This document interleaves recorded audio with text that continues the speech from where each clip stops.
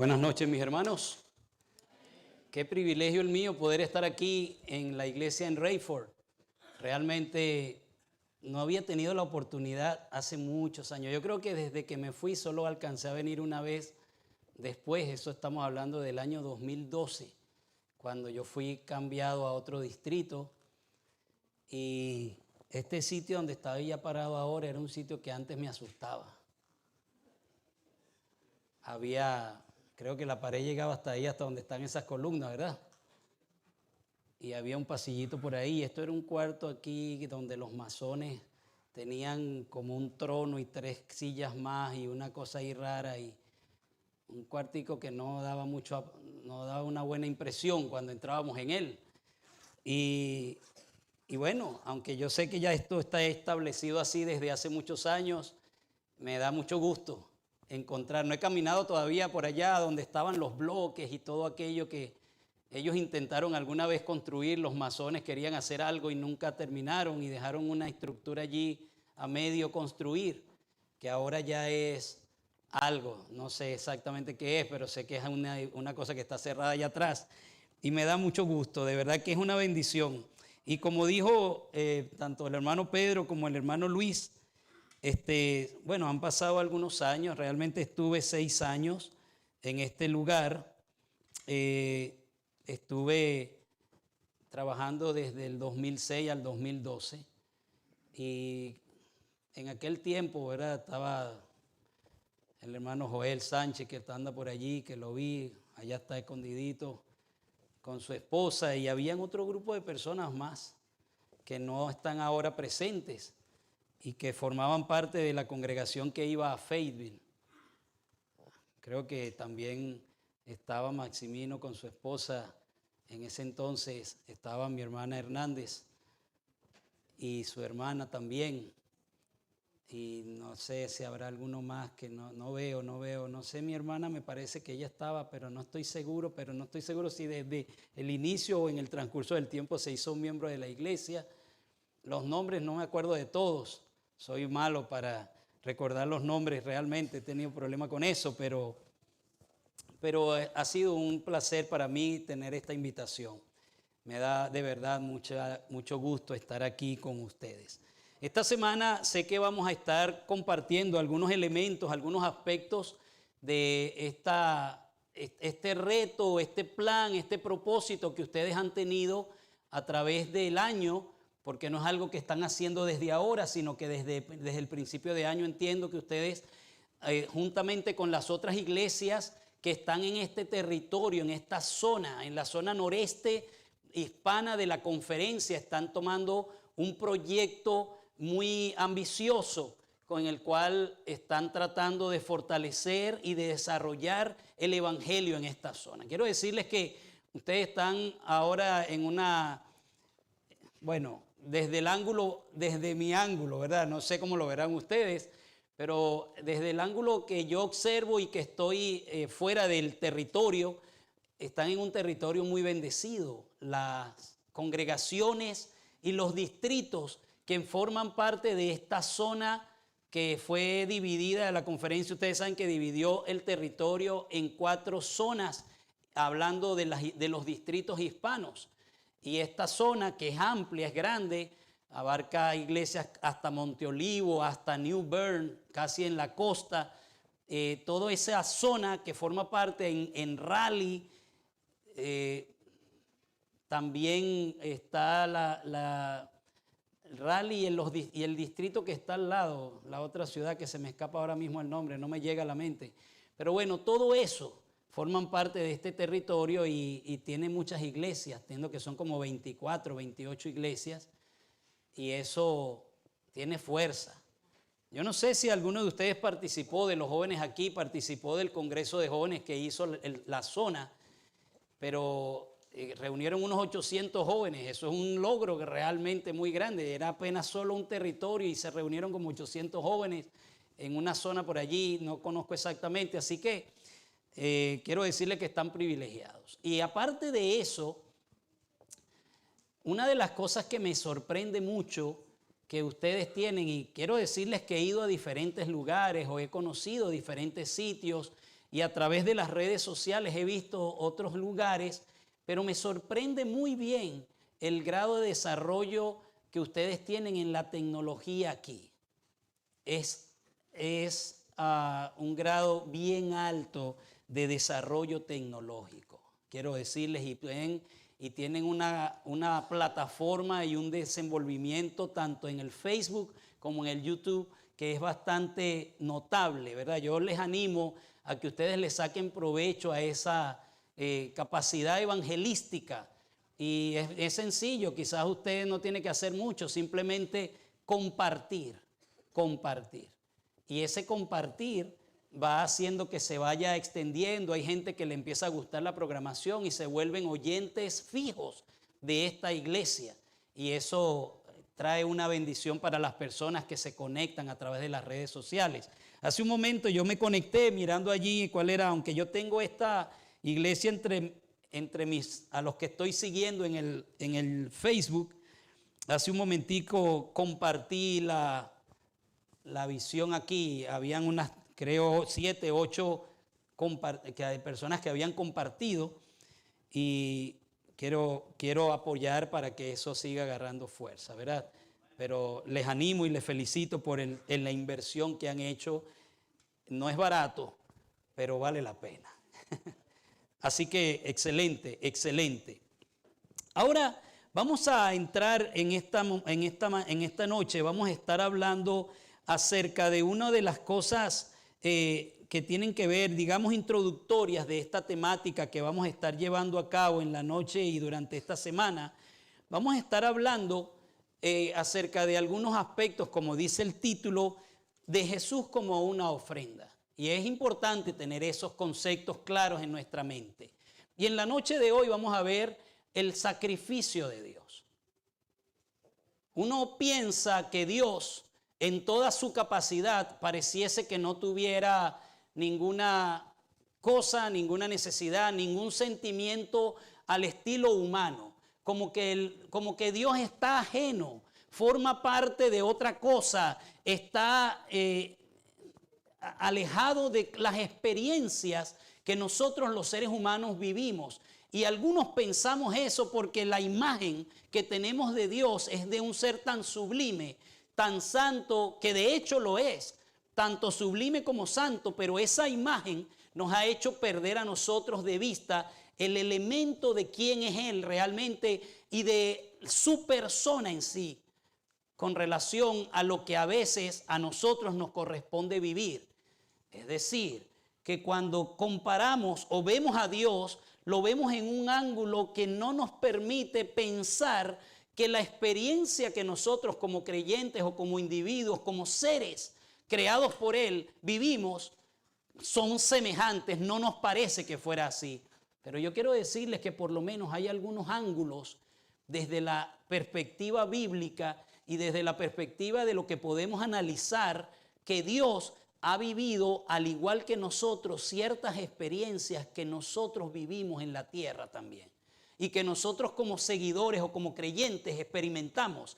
Y de esos aspectos, por lo menos vamos a revisar unos 3 de ellos en esta noche. 3 principios interesantes relacionados con Dios y para que veamos cómo Dios sí también ha hecho un sacrificio, ha hecho una ofrenda y todos los elementos que están involucrados que a nosotros nos toca experimentar, Dios también los ha experimentado.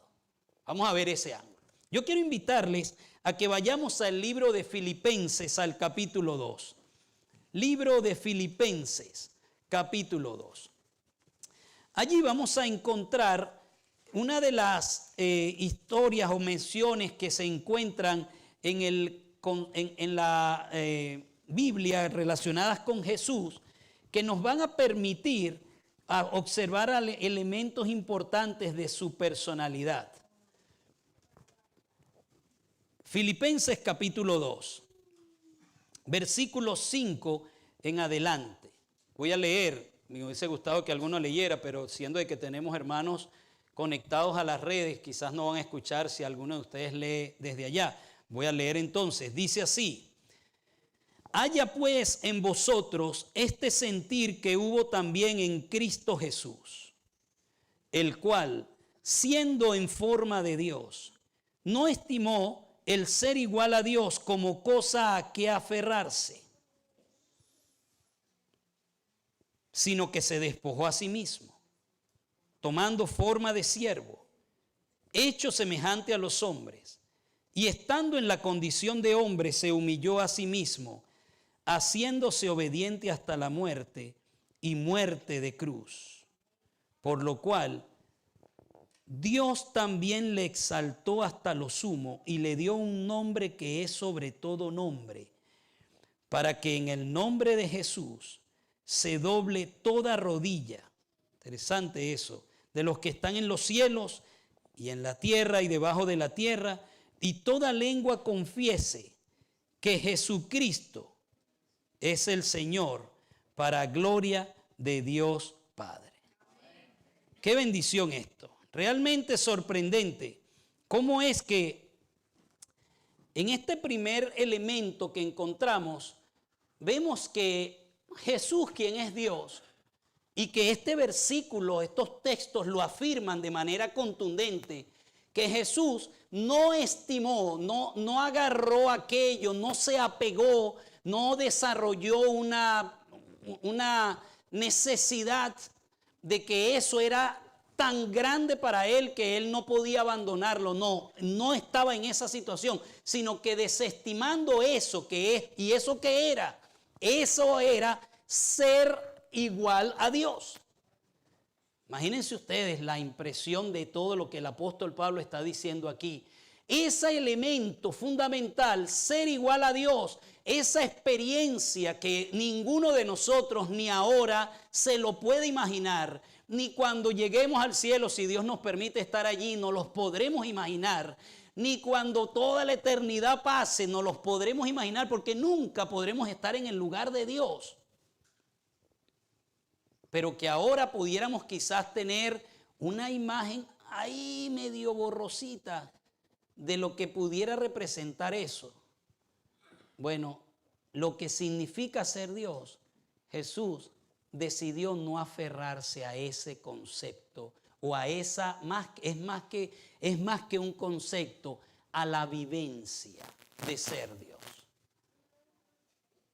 Y entonces, poniendo eso a un lado, Jesús decide asumir una posición humana. Usted dice, wow, eso está bien. Nosotros, de hecho, estamos tan cerrados a la capacidad de lo que Dios significa que nosotros no entendemos ni nos parece nada malo ni sorprendente que Dios haya asumido una posición humana. Fíjense, cuando venía manejando para acá esta tarde, aunque no estaba el sol brillando ni nada, yo me puse a pensar un poco, reflexionando acerca de esa experiencia de Dios.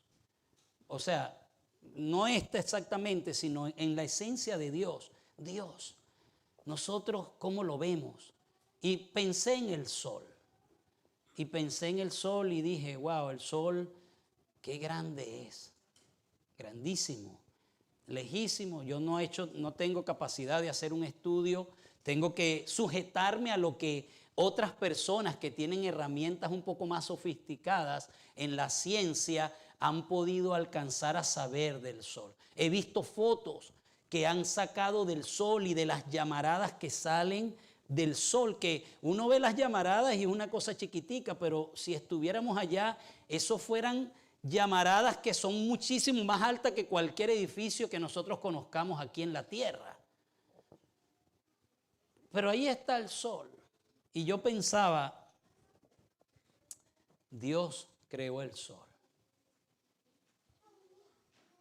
Dios creó el sol. Cuán grande, y pienso, Jesús creó el sol. Wow, qué impresionante. Jesús creó el sol. Cuán grande es su poder, cuán grande es su capacidad. Y entonces indiscutiblemente lo conecté con mi propia situación humana y dije, y yo pensé, lo estaba aplicando a mi vida, ¿verdad? Venía reflexionando y dije, y yo me enredo tanto en una tontería aquí y Jesús creó el sol y lo puede desaparecer, mantiene el sol vivo y no solo el sol, sino que mi pensamiento se fue a todo el universo y yo digo, pero ¿cómo lo puede hacer? ¿Será? Y uno dice, pero ¿será ese individuo que ahora es Jesús y que sabemos por el relato y por lo que la Biblia enseña y por lo que entendemos que Jesús, después que vino y tuvo esa experiencia humana, quedó en la condición humana y ahora está en una semejanza a la que tenemos nosotros aquí ahorita, un poco más alto, un poco más desarrollado, pero físicamente hablando, en esta manera como estamos nosotros, así quedó Jesús y decidió quedar así por toda la eternidad. Y ese que está en una condición, ahora vea, mire el que está a su lado. ¿Usted se imagina a alguien como alguien que está a su lado controlando el sol y todo eso? Se ve como un poco insignificante, ¿verdad? El que tenemos al lado, para pensar en algo tan glorioso. Pero esa es la capacidad de Jesús. Entonces, Jesús, que antes de llegar a la humanidad, decide despojar, no deja de ser Dios, sino que hay un elemento en el cual la enseñanza teológica aquí del apóstol Pablo dice que él no estima, sino que se despoja a sí mismo. Esa es la expresión de la cual los teólogos discuten mucho. ¿Cuál es el significado propio de ese despojo que hizo Jesús de su condición divina? Sin embargo, sin entrar en ese concepto, lo que sorprende es que Jesús decide asumir la posición del ser humano. Y entonces, terminando ese elemento de relación que estaba dando hace un momento, tenemos a Jesús, que es el creador y que el universo es tan grande. Y yo creo que alguna vez ustedes, porque eso tiene ya muchos años que ocurrió o que lo compararon. Yo creo incluso que yo pastoreaba aquí cuando esas ilustraciones salieron. Cuando a alguna persona se le ocurrió pensando en la grandeza de Dios y para que viéramos quiénes éramos nosotros realmente, empezó y puso aquí los planetas, algunos planetas de los que conocemos nosotros en el sistema solar, y fue poniendo el más pequeñito y puso la Tierra y puso el tamaño del Sol y lo fue comparando, y después empezó a poner otras estrellas, otros soles, empezó a poner a Betelgeuse, otra de las estrellas grandes que están todavía visibles en nuestra zona de visual, ¿verdad? De los telescopios que se ha estudiado bastante. Y después empezó a poner, el que hizo ese análisis, empieza a poner otros soles.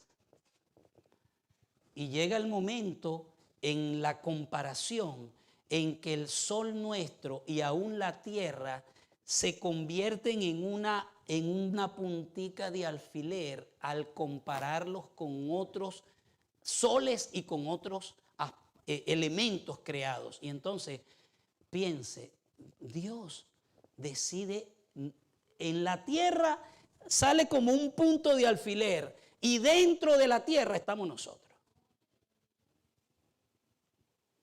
Y Jesús decide ir a ese punto en el universo, a ese punto en donde estamos nosotros, se mete para asumir una forma humana. ¿Saben qué significa? Primer elemento importante de esto. Aunque a ustedes les parezca extraño, pero hay un gran sacrificio de parte de Dios el tener que asumir una posición como la nuestra. Pero lo que más sorprende del grado de sacrificio que está dispuesto a hacer Dios es que estando en la condición humana, todavía él podía haberse sentido un poquitico grande. Pero miren lo que dice el texto. El texto dice, en el versículo 7, se despojó a sí mismo, perdón, el versículo 6, el cual siendo en forma de Dios no estimó ser igual a Dios en que forma como cosa que aferrarse, sino que se despojó a sí mismo, tomando forma de siervo, hecho semejante a los hombres. Y entonces el versículo 8 dice algo que a mí me sorprende. Y estando en la condición de hombre, se humilló a sí mismo, haciéndose obediente hasta la muerte y muerte de cruz. Entonces, Jesús asume la posición humana. Dentro de la posición humana, asume una posición de siervo. Yo les hago una pregunta. Si ustedes tuvieran la capacidad de elegir el tipo de trabajo que ustedes quisieran hacer, ¿cuántos quedaran trabajando ahí en la pollera? Algunos de ustedes decidieran, no, yo puedo escoger cualquier trabajo, pero voy a decidir trabajar aquí en la línea de la pollera, en la Perdú. ¿Ustedes hicieran eso? Usted está observando las cualidades interesantes que Jesús está aplicando. Jesús tiene la capacidad de elegir cualquier cosa que Él quería, pero Él decide que en el mundo de los humanos, Él no asume la posición que quizás nosotros quisiéramos asumir. ¿Y cuál es la posición que queremos asumir? La posición de estar gobernando, ordenando, ser jefes, no tener que humillarnos delante de otra persona, sino que si alguien lo puede hacer por mí, yo lo mando y que lo haga. Esa posición no la asume Jesús, sino que dentro del mundo de los humanos, que ya era suficiente humillación, Jesús decide asumir una posición de siervo. Y dentro de la posición de siervo, entonces Jesús experimenta la condición humana. Mis hermanos, eso no es fácil, pero eso enseña un primer principio fundamental. Dios entiende lo que significa sacrificio. Dios entiende lo que significa sacrificarse por algo. Dios hizo el sacrificio en favor del ser humano y no era que a Él no le costó. Nosotros creemos que eso fue fácil porque Dios es Dios o porque Dios es amor, porque su naturaleza es amor. Pero para Dios fue difícil tomar la decisión de que se hiciesen las cosas desde esa manera para rescatar al hombre. Dios estaba dispuesto a sacrificarse. Y entonces viene la pregunta, ¿usted está dispuesto a sacrificarse? ¿Y qué consiste para usted sacrificarse? Miren, sacrificarse significa muchas cosas. Sacrificarse puede significar para usted que usted tiene que aguantar y aguantar y aguantar. Y usted tiene la capacidad de poder liberarse de la incomodidad que pueda estar viviendo y sin embargo usted decide voluntariamente sacrificarse. Y en eso es la esencia del Evangelio. Porque cuando Jesús dijo que el que lo quiera seguir a Él se niegue a sí mismo, Jesús estaba representando su propia experiencia en función de sus seguidores para que los seguidores hicieran como Él hizo.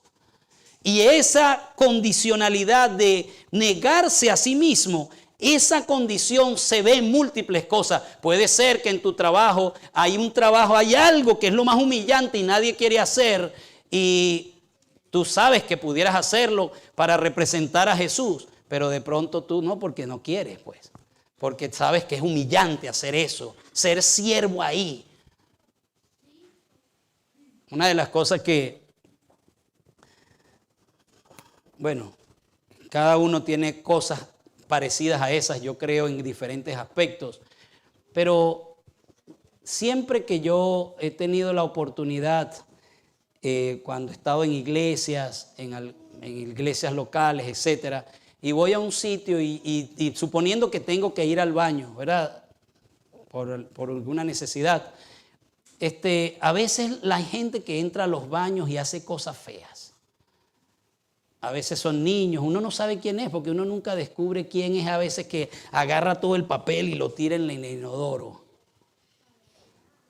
Y entran 3, 4 personas y ven que eso está ahí. Y yo he entrado a baños que han sido horribles. Hay gente que viendo lo que está pasando no resuelven el problema porque es humillante hacer eso. Y entonces resuelven de otra manera. Y lo que hacen es que complican más la cuestión. Y en esencia todo está porque deciden no servir. porque no hay un grado de sacrificio, porque corresponde. Eso no me toca a mí. El que hizo esto es un miserable, pero yo no voy a seguirle el juego. Mis hermanos, estoy diciendo esto porque pareciera extraño, pero eso fue lo que hizo Jesús. Se los voy a decir, ustedes se van a escandalizar por lo que voy a decir ahora. Es como que si Jesús entró a nuestro baño y se puso a limpiar todas las cosas que nosotros hemos dejado ahí mal hechas. Y uno dice, bueno, pero ¿cómo? Eso suena un poco como grosero. Pero es que ese es el concepto del servicio al cual la Biblia dice que Jesús se humilló. Y ese es el concepto de servicio al cual dice que el que le siga a Él tiene que hacer como Él hizo, en el sentido de negación propia.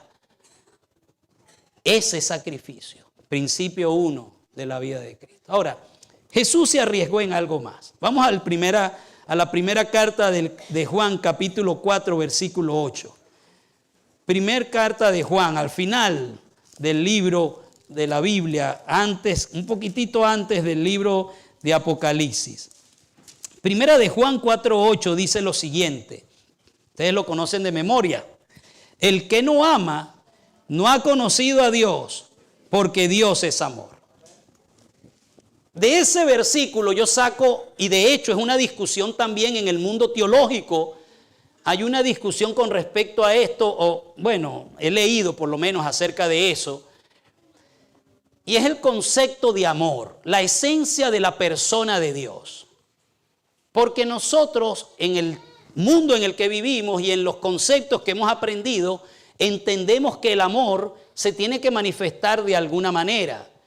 Y hay formas como el amor se manifiesta. Y nosotros tenemos un elemento y voy a probar con ustedes, a ver cuál piensan ustedes que es el tipo de amor que Dios tiene. Existe una especie de amor que es el amor egocéntrico o narcisista. ¿Saben en qué consiste el amor narcisista, verdad? ¿Qué hace una persona que tiene amor narcisista? ¿Qué hace? ¿Alguno de ustedes se imagina qué hace? ¿Perdón? Se idolatra a sí mismo, ¿verdad? ¿Y cuáles son acciones de alguien que está como idolatrándose a sí mismo? Por ejemplo, ¿qué hace? Si está en su casa, ¿qué haría? Ustedes se imaginan, díganmelo. A ver. ¿No se imaginan nada?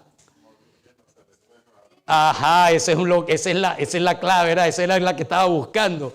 Posiblemente la persona vive que se mira en el espejo y vuelve y se mira en el espejo y tal, y está pendiente y se mira en el espejo, porque está preocupada tanto por sí misma que está concentrada en su propia persona. Ese es un amor narcisista. Yo les hago una pregunta. Cuando la Biblia dice que Dios es un amor narcisista. No es un amor hacia sí mismo. Y entonces, ahora viene la pregunta conflictiva de esto. Los llevé a un punto de reflexión. Ahora les voy a hacer otra pregunta de reflexión. ¿Ustedes están de acuerdo? Esta no es la pregunta, solo para concluir y estar seguro. ¿Ustedes están de acuerdo que el amor de Dios no es narcisista? ¿Cuántos piensan que el amor de Dios no es narcisista? Levanten su mano derecha. Ajá, hay 1, 2, 3, 4. ¿Y cuántos piensan que sí es narcisista? Levanten su mano derecha. Nadie piensa nada. ¿Y cuántos no piensan? Levanten su mano. Pues, ustedes están temerosos. Yo no los estoy tratando de embaucar en nada, ni agarrarle en una trampa. No, solo los quiero hacer pensar. ¿Qué significa? Que si Dios no tiene un amor narcisista, que de hecho no lo es, entonces ¿cómo puede ser amor?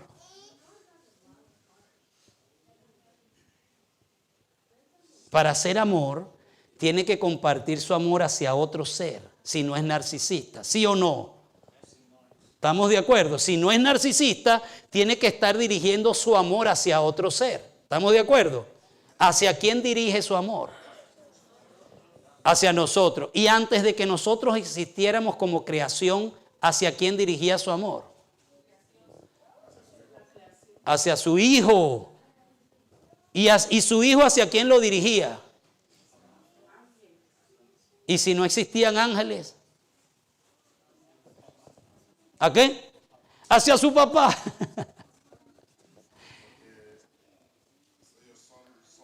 Son uno. Fíjense, ese es uno, noten, este es uno de los conceptos interesantes que muestra que Dios es un Dios triuno.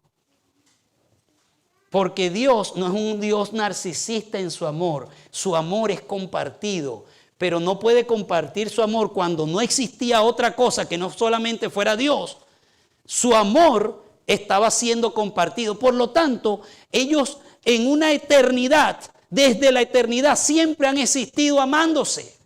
No amándose de una manera vulgar ni de una manera maliciosa como la sociedad hoy día puede plantear lo que puede significar amar. Un amor limpio, puro, el amor que Dios tiene, el amor ágape que tiene Dios. Ese amor que transmite sin ningún tipo de malicia, ese amor es una evidencia de que Dios no puede ser solo una persona como individuo. Ahora, el argumento viene que si Dios ha estado viviendo en toda la eternidad en amor, compartiendo ese amor porque hay unidad, el segundo elemento es el elemento de riesgo que toma Jesús. Porque Jesús, leímos en la lectura bíblica que tuvimos hace un momento, que Jesús afirmó que Él había venido a esta tierra para esa hora. ¿Cuál hora? La hora de la crucifixión. Si nosotros tuviéramos mayores elementos de comprensión relacionados con lo que hace Dios con respecto a esto, nos pudiera nuestra mente entender y ser más agradecidos a Jesús y a Dios por el esfuerzo que Él hizo.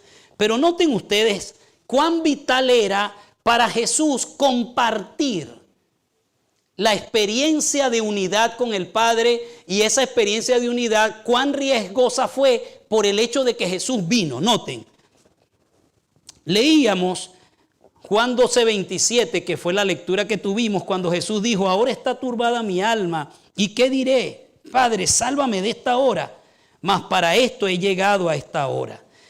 Ese momento de turbación en el que Cristo habló, que fue al momento final de su labor ministerial en esta tierra, noten ustedes el comentario que dice el deseado de toda la gente respecto a ese momento crucial de Cristo. Noten, Cristo estaba bebiendo anticipadamente la copa de amargura. Su humanidad, la parte humana de Cristo, ese elemento igual al nuestro, que también nosotros rehusamos el dolor, el sufrimiento, la humillación, ese tipo de cosas que no nos gustan y que evitamos que ocurran. La parte humana de Cristo rehuía, escuche, rehuía la hora del desamparo. El desamparo, ¿cuál desamparo? Sigue diciendo, la hora del desamparo cuando según todas las apariencias, escuche, sería abandonado por Dios mismo, cuando todos le verían azotado, herido de Dios y abatido. Rehuía la exposición en público, el ser tratado como el peor de los criminales y una muerte ignominiosa. Un presentimiento de su conflicto con las potestades de las tinieblas, el peso de la espantosa carga de la transgresión humana y de la ira del Padre a causa del pecado, hicieron desmayar a Jesús, y la palidez de la muerte cubrió su rostro. La impresión que Cristo tenía cuando dijo esas palabras que nosotros leímos ahí en la Biblia hace un momento, y que fue la lectura bíblica, ese momento de Jesús fue un momento en el cual la agonía de la preocupación, diría, ¿cómo llamaríamos eso hoy día? El estrés. El estrés de lo que estaba pasando por su mente lo llevó a un punto en el cual él se desmayó. Yo le hago una pregunta. ¿Alguno de ustedes se ha desmayado por lo estresado que ha estado? De pronto ha estado muy presionado y cayó al suelo por algo. Nadie sabe qué le pasó, se cayó y lo despertaron. ¿Le ha pasado a usted alguna vez eso? Yo no he vivido nunca una experiencia así. Siempre mi cerebro ha tratado de controlar la situación en el pensamiento, todo para evitar que algo como tal pase. Pero Jesús, que no era que tenía un pensamiento ligero, ni que no era un hombre inteligente ni lógico, sino que realmente estaba viviendo una presión sumamente grande por el hecho de tener que cubrir, aceptar un elemento que era el elemento de la experiencia que viviría, que involucraba el temor a la separación, del desamparo del Padre. Cuando uno ve, pero han estado toda la eternidad juntos. Escuche, segundo principio importante, no solo hay que sacrificarse, sino que uno tiene que correr riesgos.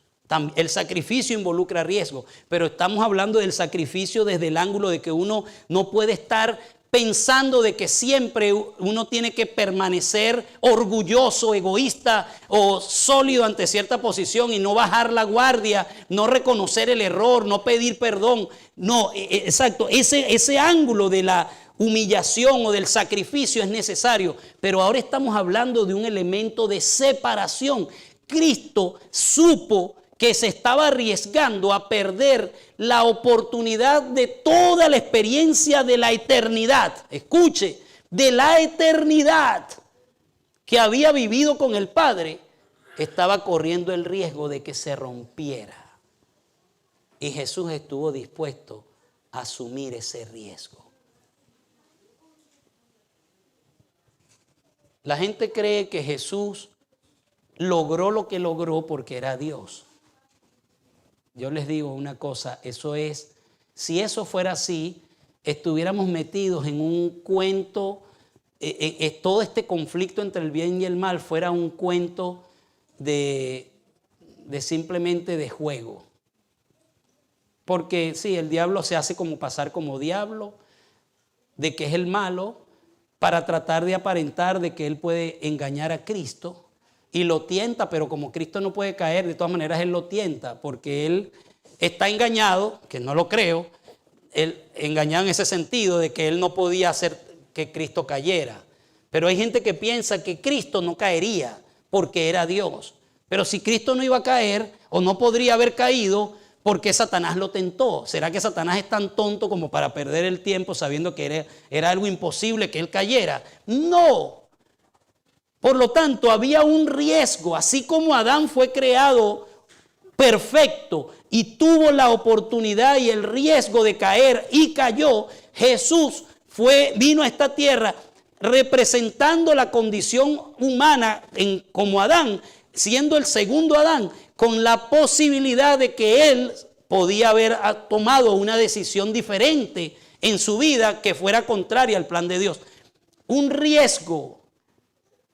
Mi hermano, escuche, cuando uno cree en Cristo, cuando uno entra en el Evangelio, uno asume riesgos. Y hay riesgos que uno tiene que asumir. Uno dice, bueno, pero, y voy a aplicarlo a la condición nuestra.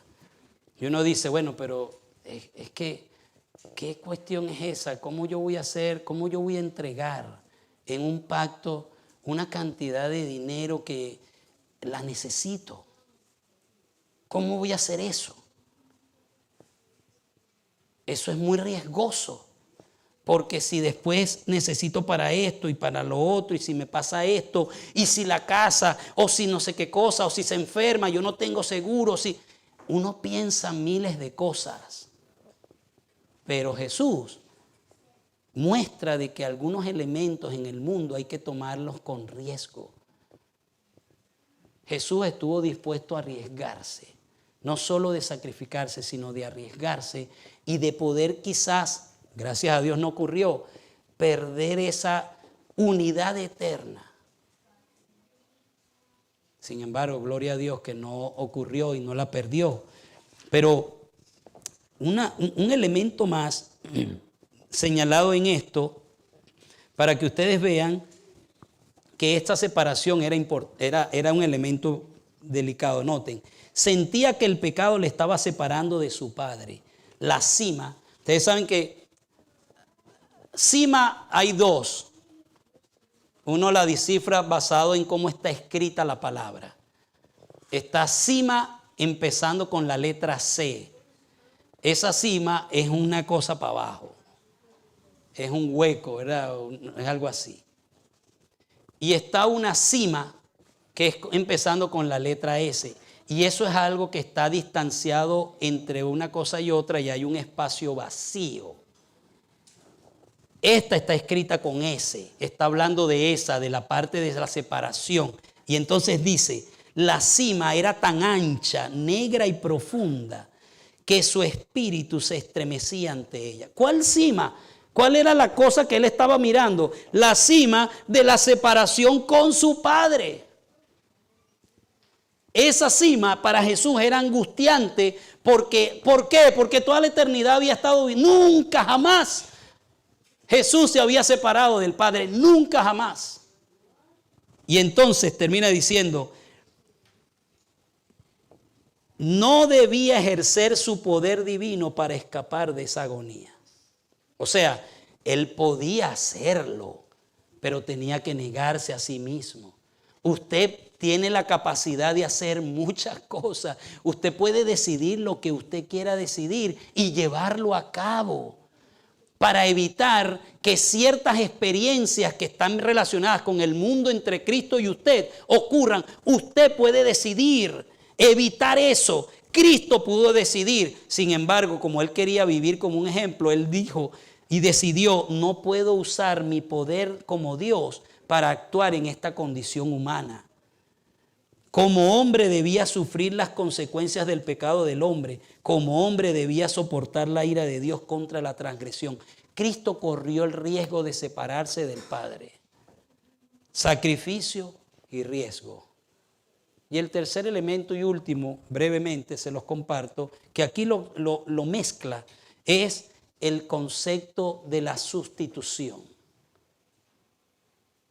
El cargar con la culpa del ser humano hace que Cristo no solamente está en el concepto de hacer un grado de sacrificio muy grande, no solamente está en el concepto de perder la unidad, de arriesgar la unidad, sino que aparte de eso está dispuesto a cargar lo que a él no le correspondía cargar. Entonces, uno dice, pero ¿qué valor tiene eso? Bueno, estos tres elementos, el sacrificio, el riesgo, el sacrificio de Jesús, su riesgo y estar dispuesto a cargar una culpa que no era de él, siendo sustituto, demuestran de que Dios sí realmente estaba pagando, no se puede decir pagando, no es la expresión más adecuada, estaba asumiendo situaciones que humanamente nosotros pudiéramos pensar, bueno, pero Él es Dios, a Él, ¿qué importa? No es así. ¿Piensa usted que Dios, a pesar de ser Dios, estaba experimentando sentimientos o emociones que son parecidas a las que nosotros experimentamos cuando estamos viviendo una experiencia así? ¿Usted cree, en su mente entra ese concepto? ¿Puede usted visualizar a Dios adolorido porque su hijo, él tiene que abandonarlo? ¿Puede imaginarse usted eso? ¿O será que Dios estaba muy feliz? Sí, voy a abandonar a mi hijo. ¿Captan la idea de lo que quiero decir? Por lo tanto, Dios, al igual que nosotros, Dios es un ofrendante. Dios no ha hecho nada que nosotros en el mundo del cristianismo aplicamos o practicamos y que se usan múltiples medios para tratar de que nuestra mente se convenza de que deberíamos avanzar en ciertas direcciones. No hacemos nada o no ocurre esas cosas sin que Dios antes haya dado un principio ejemplificado. Así que si usted dice, es muy sacrificado, ya Jesús y Dios entiende lo que eso significa. No está esperando nada de usted que Él no sabe. Usted dice, es muy riesgoso. Ya Dios sabe lo que es correr riesgos. Y usted dice, pero es injusto. Yo no tengo la razón ni la culpa de que las cosas estén como estén. Pero Jesús muestra el principio de que Él está dispuesto a sobrellevar una carga que no era su carga, porque son elementos principales de la obra de Dios. Así que, mis hermanos, esta semana vamos a conocer otros elementos de este sacrificio, pero yo quiero retarles a que ustedes reflexionen con seriedad. El Señor espera que nosotros, aquí en Rayford, nosotros tenemos una realidad. Yo escuché que se mencionó que hay oraciones por un terreno, por una reconstrucción, no sé, lo que tengan en planes como iglesia. Y usted dirá, pero eso no me corresponde a mí, o porque tengo que hacer el sacrificio yo, o porque ven los elementos a los que estoy haciendo referencia. Sin embargo, eso es parte de lo que el cristianismo espera de nosotros todos. Así que piense, ¿qué va a hacer usted con respecto al plan de Dios para usted? Y cómo usted va a confiar de que al final de todo, usted observó lo que decía Filipenses, ¿qué hizo Dios con Jesús al final de todo? ¿Qué hizo Dios? Le dice que al final lo puso, que toda rodilla se dobló delante de él y que él lo puso en una condición totalmente diferente a la que estaba. Quiero decirles que ese es el destino, no especialmente igual, porque ante cualquiera de nosotros no se va a doblar toda rodilla, pero en el sentido de el cambio de condición por el sacrificio, el riesgo y el estar dispuesto a avanzar en una dirección que parece injusta, pero que la persona que está dispuesta a hacer, téngalo por cierto, porque Dios es Dios. Dios va a actuar de la misma manera con esa persona. Esto no es un evangelio de prosperidad, de que yo le estoy diciendo traiga y entregue su casa y su carro y que tenga confianza que Dios. No, yo no estoy diciéndole eso. Usted tiene que pensar qué va a hacer y cómo lo va a hacer, pero tenga por cierto que el que está dispuesto a aplicar estos principios, el Señor lo va a poner en una condición de acuerdo a lo que Él sabe que es su promesa. ¿Usted está dispuesto a avanzar con Dios en el plan que Él tiene para su vida?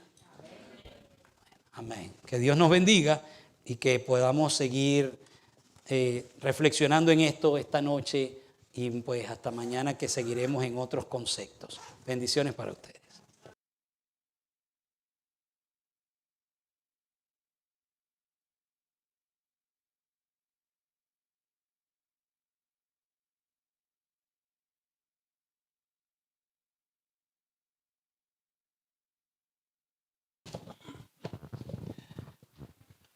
¿Cuánto le damos las gracias al Pastor Flores por comenzar esta semana con tan hermoso tema? Y es muy cierto, el sacrificio que el Señor hizo por nosotros, nunca lo vamos a imaginar. Le damos las gracias a los hermanos que estuvieron conectados, también a los hermanos que están aquí presentes. Y le decimos a los que están presentes que ya mañana vamos a comenzar haciendo preguntas. Tenemos algunos libros para regalar, ejemplo, consejos sobre mayordomía cristiana. Tenemos uno de Alejandro Bullón, Aprenda de mí. Y tenemos también uno bien interesante que es una Navidad con Elena para exaltar a Jesús. Libro, y cada vez, todas las noches van a haber preguntas y van a haber entonces regalos. Nuevamente le damos muchas gracias a los hermanos que se conectaron. Pastor, muchas gracias por el mensaje de esta noche. Ya sabemos que mañana va a ser también lleno de emocionante mensaje. Pedrito. Bueno, hermanos, yo creo que ya escucharon que va a haber regalos del día de mañana. Y si vamos a hacer preguntas, desde a partir de hoy, si usted anotó algo que realmente no sabíamos, ¿verdad? Y hoy tuvimos la oportunidad de darnos cuenta qué es lo que significaba. Y mañana va a haber regalos. Así que, hermanos, estamos muy agradecidos con cada uno de ustedes por hacer acto de presencia en este inicio de semana de mayordomía. Y gracias por acompañarnos. Y le damos las gracias también a aquellos hermanos que nos acompañaron en la transmisión. Les esperamos el día de mañana a las 7:30 de la noche. El título es a Jesús entrega completa. El título de mañana. Vamos entonces ahí donde estamos. Pedrito, nos podría dirigir en oración entonces para cerrar. Oremos. Así como estamos, hermanos, inclinemos el rostro. Bendito eterno Padre, una vez más, Señor, nos acercamos ante tu presencia, Padre. Gracias, Señor, por tu grande misericordia, Señor. Gracias porque hasta aquí nos has ayudado, hasta aquí nos has cuidado, hasta aquí nos has bendecido, Señor. Gracias por todas tus bendiciones recibidas, Padre. En este momento, Señor, nos vamos a retirar de este lugar, Padre, pero queremos, Señor, que el día de mañana, Padre, tú nos des la oportunidad, Padre, de volver a regresar y escuchar tu palabra, Padre. Quédate pues con cada uno de nosotros, con cada presente, con cada joven, con cada niño y con cada hermano que se conectó a través de las redes sociales. Tú seas con ellos, Padre. Gracias pues por todo, te lo pido. En el dulce nombre de tu Hijo amado, Cristo Jesús, quien reina hoy y por los siglos de los siglos. Amén. Buenas noches, hermanos. Nos esperamos mañana a las 7:30. También, hermanos, las hermanas tienen algo de comer ahí en la esquina cuando salen, así que no se vayan. Antes de salir, vamos a pedir la dirección del Señor, la bendición para los alimentos. ¿Okay? Padre, Señor, gracias porque recibimos pan espiritual. Ahora vamos a recibir algunos alimentos. Bendícelos, Señor, en el nombre de tu Hijo amado Jesús. Gracias, Padre, porque nunca ha faltado en nuestras mesas, Señor. Amén y amén. Que el Señor les bendiga, hermano.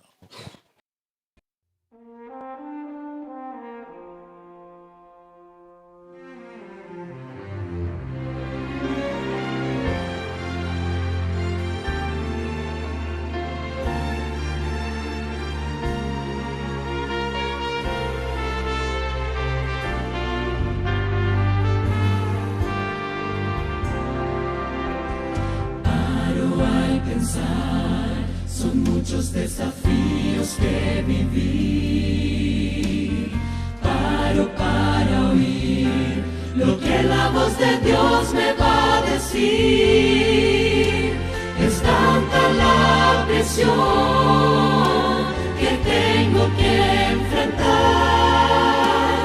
pero fortaleza mi Padre me dará.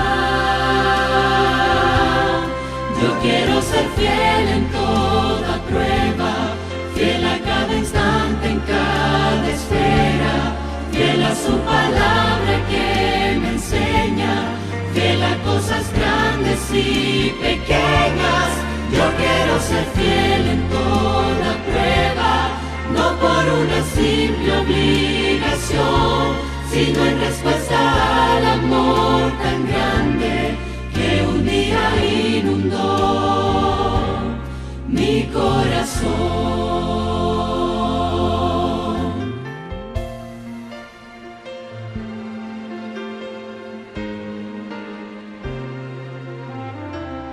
Yo puedo triunfar, pues alguien ya venció en mi lugar.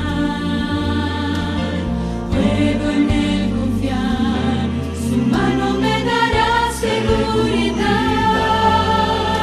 Si viene tentación, comienzo a cantar su eterna fortaleza me alcanzará. Yo quiero ser fiel en toda prueba, fiel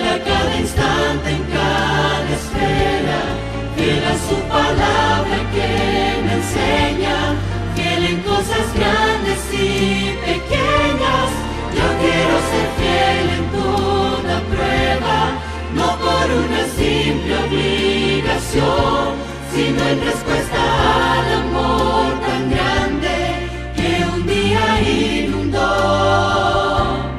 mi corazón.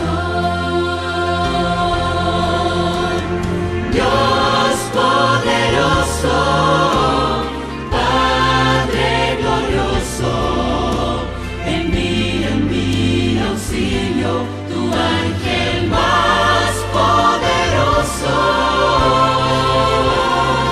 Yo quiero ser fiel en toda prueba, no por una simple obligación, sino en respuesta